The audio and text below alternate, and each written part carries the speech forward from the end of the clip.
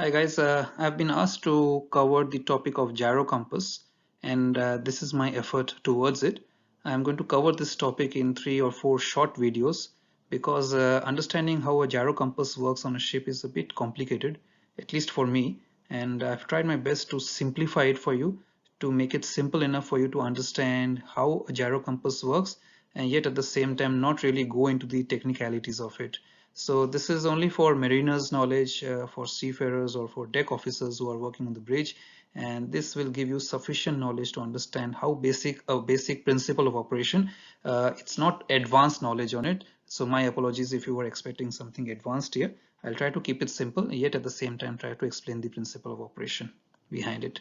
So today in this video, I will just cover the regulations, what is the gyro compass, and what is a gyroscope.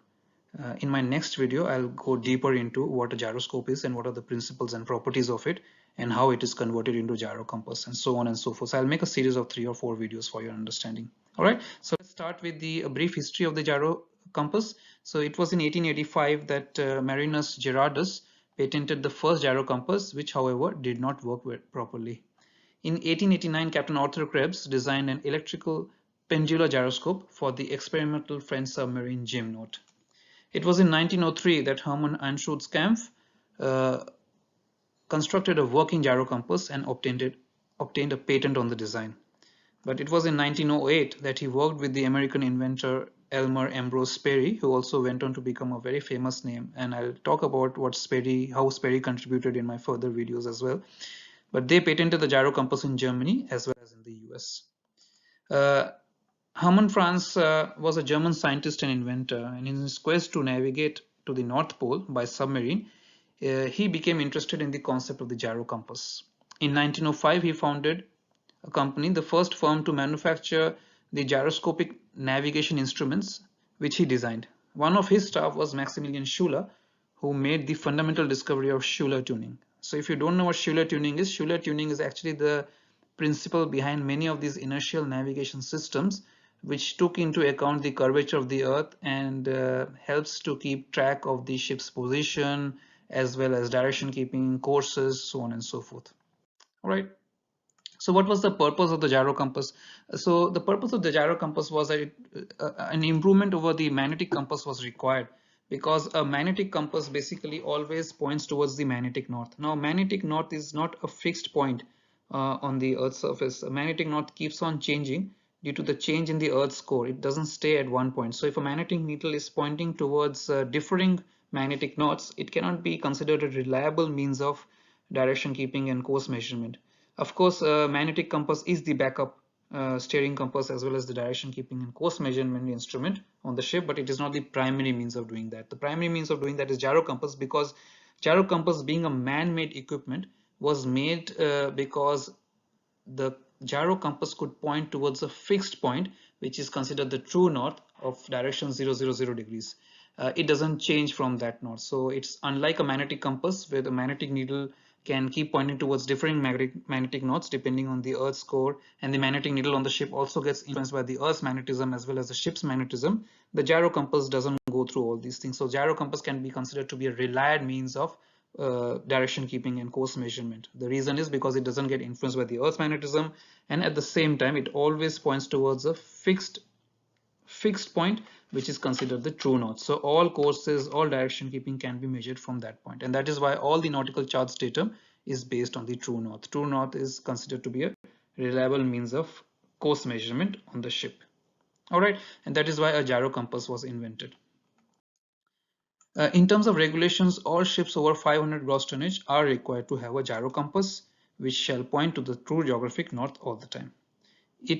A magnetic compass cannot be considered to be a replacement of the gyro compass. A gyro compass needs to be there even though a magnetic compass is present on the ship. Magnetic compass is a backup system. The gyro compass will be the primary means of steering and course measurement. The gyro compass fitted on the ship must also be able to transmit data to all instruments that record this information. By all instruments, we mean GPS, radars, RPAS, electronic chart plotters, so on and so forth. All ships over 500 gross tonnage shall also have a gyro repeater. The means of the gyro repeater should be such that not only they should be pointing towards a true geographic north, but the arrangements of the gyro repeaters should be such that the officer on the watch on the bridge shall be able to take bearings all over 360 degrees and all over the horizon. The entire horizon should be able to be covered. However, if ships are less than 1600 gross tonnage, they may be fitted by such means if it is practical and possible to do so.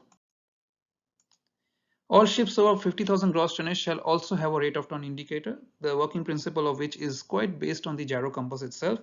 The figure of 50,000 gross tonnage is being chosen because it's these big ships that are required to monitor their rate of turn because of their handling characteristics. It's difficult to handle such big ships in ports when they're coming in. The rate of turn is monitored by the pilot as well as by the mooring boats, the tugboats as well, because in delicate operations or mooring operations or maneuvering operations, it's keeping an eye on the rate of turn helps in the berthing and unberthing of these big ships, and that's why all ships over 50,000 gross tonnage should have a rate of turn indicator. Ships less than 50,000 gross tonnage may or may not have a rate of turn indicator, depending on, of course, if the company or the class wants to supply it. All right. In terms of importance, the gyro compass does send data to critical navigation equipment such as the steering, the autopilot systems, radars and ARPA feeds, electronic chart plotters. You can also include the AIS as well as the satellite communication dishes as well. A gyro compass is pretty much based on the working principle of a gyroscope. So before I finish this video today, I want you to understand what a gyroscope is, because it's the gyroscope and the movement of the gyroscope which basically was the foundation principle of how a gyro compass will be able to keep a fixed direction from which the courses can be measured out. So a gyroscope, you understand the gyroscope now, and in the next video I'll be talking about the properties of a gyroscope and how the properties of the gyroscope was used to make a gyro compass seek and settle at the north direction of 000 degrees. All right, so if you look at a gyroscope, I'll show you an animation as well on the last slide today. So a gyroscope has actually three axes of freedom. You have the spin axis, the horizontal axis, and the vertical axis. So in the next slide, you'll see that it's much better here. And you can see that the disc, the yellow disc, is spinning around the spin axis. And then the gyroscope also has freedom of movement about the vertical axis as well as the horizontal axis. Now, why all this is important is because I'll just give you a, before I end this video, I'll give you a quick brief on what the next video will cover. So basically, a gyroscope works on the principle of angular momentum. So it's like a spinning top. All right. So based on the mass of the rotor, if the gyroscope can gain enough RPM based on the mass of the rotor, so that's where the angular momentum. So every gyroscope or every spinning top may have different mass. So there is not a fixed RPM, but depending on the mass of the rotor or mass of the gyroscope here, if it gains enough RPM based on the moment of inertia and principles of angular momentum, it can be made to point to a fixed direction. And you must have noticed this on spinning tops as well. If you use a spinning top and throw a spinning top on the ground, as soon as it gains the maximum RPM, it keeps spinning, doesn't fall down. It's only when the spinning top starts to lose its momentum that it falls down. So if you guys have seen the movie Inception, I don't know whether you have seen that movie or not, but there's a scene where spinning top is used and the spinning top keeps spinning, and it's only when the momentum dies down that the spinning top starts to wobble and fall down. So that is the principle behind it. So